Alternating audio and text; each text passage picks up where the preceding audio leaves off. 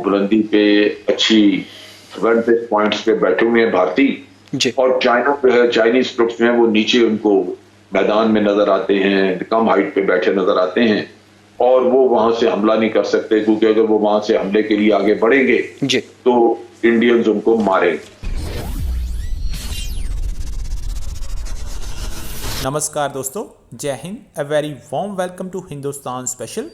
आपको पता है दोस्तों, भारतीय सेना ने लद्दाख में हेलमेट टॉप और ब्लैक टॉप पर कब्जा करके सारा खेल ही बदल दिया है। अब बाजी भारत के पाले में है। पाकिस्तानी जनरल भी मान रहे हैं कि ऊंची चोटियों पर कब्जा करके भारत ने एज हासिल कर लिया है। ये सिर्फ हमारे वीर सैनिकों की वजह से ही संभव हो पाया है।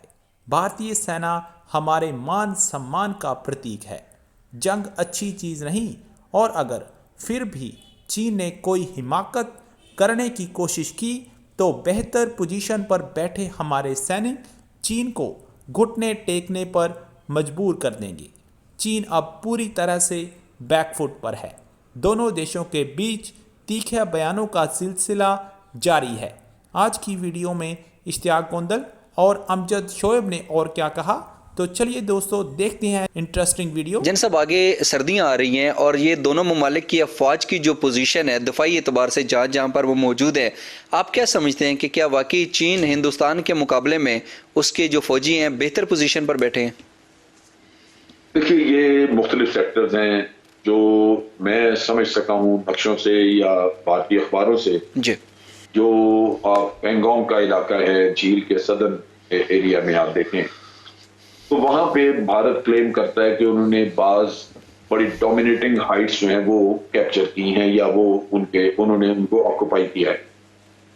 उसके नतीजे में वो ये कहते हैं कि वो बुलंदी पे अच्छी वेंटेज पॉइंट्स पे बैठे हुए हैं भारतीय, और चाइना पे है, चाइनीज ट्रुप्स में वो नीचे उनको मैदान में नजर आते हैं, कम हाइट पे बैठे नजर आते हैं, और वो वहां से हमला नहीं कर सकते, क्योंकि अगर वो वहां से हमले के लिए आगे बढ़ेंगे तो इंडियंस उनको मारेंगे। सही। तो यहाँ पे सूरत हाल यूं लगता है कि वो इंडिया के लिए फेवरेबल है और चाइना के लिए फेवरेबल नहीं है, जो हमें इत्तला मिल रही। अब हो सकता है कि ये कोशिश हो कि जहां जहां हालात और situation, position, ground reality India के फेवर में है, वहां इंडिया इसको एक्सप्लॉइट करना चाहे और यहाँ चाइना का इलाका कैप्चर करे, और कैप्चर करके फिर चाइना से ये कहे कि हम आपका इलाका इधर से छोड़ते हैं, आप गलवान वैली से हमारा इलाका छोड़।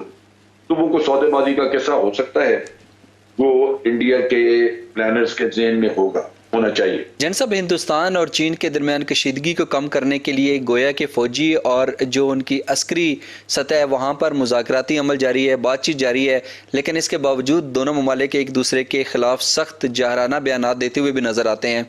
तो ये जो चीन और हिंदुस्तान के दरमियान कशीदगी की मौजूदा सूरत हाल है, इसको मद्देनजर रखते हुए आपकी नज़र में इस कशीदगी का मुमकिन मुस्तकबिल क्या हो सकता है? देखिए, पहली बात तो ये ज़हन में रखिए कि भारत ने अपनी बहुत ज्यादा फौज वहां पे बॉर्डर पे पहुंचाई और धड़ाधड़ पहुंचा रहे, बिल्डअप कर रहे। बिल्कुल सही। और वो इस आड़ में कर रहे हैं, कहते हैं कि जी उधर से चाइना कर रहा है, लिहाजा हमें भी करना पड़ रहा है जी, जबकि ऐसा नहीं है। भारत का असल मसला ये है कि ये बहुत सारा बिल्डअप करके तो ये मकाराना तरीके से अचानक चाइना पे हमला करने की ख्वाहिश रखते हैं।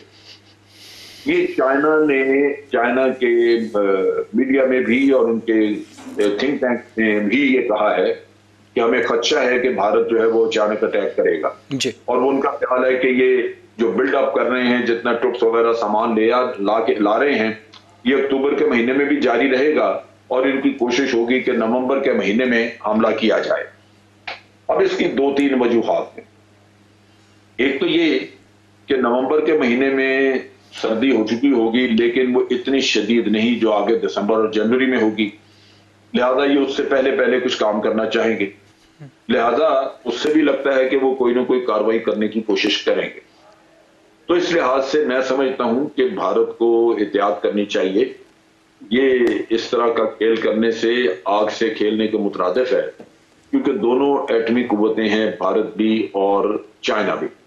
अगर जंग बढ़ जाती है, हालात खराब होते हैं, तो खित्ते में बहुत बड़ा नुकसान हो सकता है। लिहाजा कोशिश करनी चाहिए कि ये चीजें बातचीत के जरिए अमन का रास्ता इख्तियार करके हल की जाएं। अगर उसमें दुश्वारियां भी हों तो वो दुश्वारियां जंग करने से बेहतर हैं, बजाय इसके कि आप जंग करके, और फिर जंग में क्या जमानत है कि अगर जंग होती है तो भारत वाकई चाइना से कोई इलाका वापस ले ले। सही है, ये भी तो हो सकता है ना कि इलाका वापस ना ले सके, उल्टा मजीद इलाका अपना करवाए। तो ये दोनों चीजें, क्योंकि जंग में तो हार जीत दोनों चीजें हो सकती हैं, लिहाजा ये सारा सोच समझ के काम करना चाहिए। लेकिन ये है कि इन सारी चीजों में जो चीज मिसिंग है, जो आप ठीक है कि बुलंदियों पे बैठे हुए हैं जी, इसमें जो मिसिंग है वो टेक्नोलॉजी मिसिंग है, जो चीन के पास बहुत अच्छी है। एज किसके पास है, बिल्कुल। और कल को वो आपको कुछ सरप्राइज देता है, टेक्नोलॉजिकल सरप्राइज दे देता है, आप हाइट पे बैठे हुए भी बेकार हो जाते हैं। ये वो चीजें हैं जो कि आज आप बिल्कुल प्रिडिक्ट नहीं कर सकते। वजह ये है कि 1962 में जंग हुई, और एक जंग अगर होती है,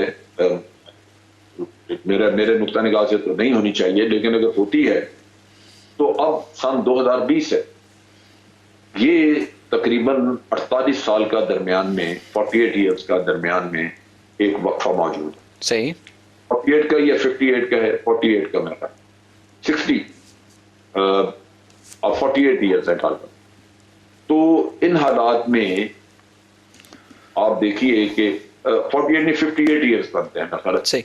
अब इन हालात में 58 ईयर्स में दुनिया बहुत बदल गई।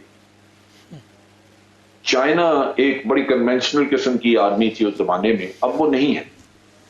भारत भी नहीं है, भारत ने भी बहुत तरक्की की है, अपने नए वेपन सिस्टम्स हैं, ये पूरी दुनिया में तकरीबन दूसरे नंबर के सबसे ज्यादा हथियार खरीदने वाली कौम है।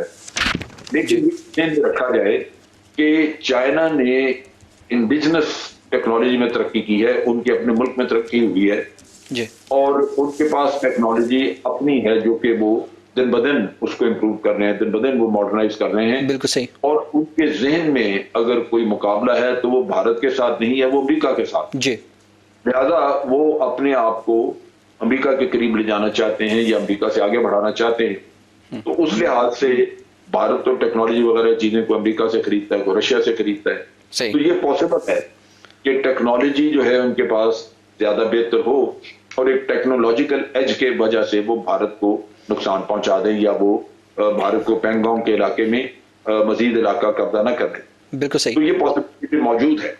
लेकिन ये है कि अगर जमीन के नुक्ता निगाह से देखा जाए तो जो भारतीय बता रहे हैं वो डेफिनेटली उनको एक एज हासिल है कि वो हेलमेट टॉप पे, ब्लैक टॉप वगैरह पे बैठे हुए हैं। बिल्कुल सही। ये बड़ी डोमिनेटिंग हाइट्स हैं। सही। और इनके आगे रिज है, रिज लाइन है, शंग्रीला रिज लाइन। सही। वो इनके बिल्कुल सामने और इनके जद में है इंडियन आर्मी। तो बासूरत जंग के नताइज क्या होते हैं ये बहुत पहले से तो प्रेडिक्ट करना मुश्किल होता है। लेकिन आपका कमाल, आपकी जो मैं समझता हूँ डिप्लोमेसी, उसका कमाल यही है कि जंग से बचा जाए। बिल्कुल सही।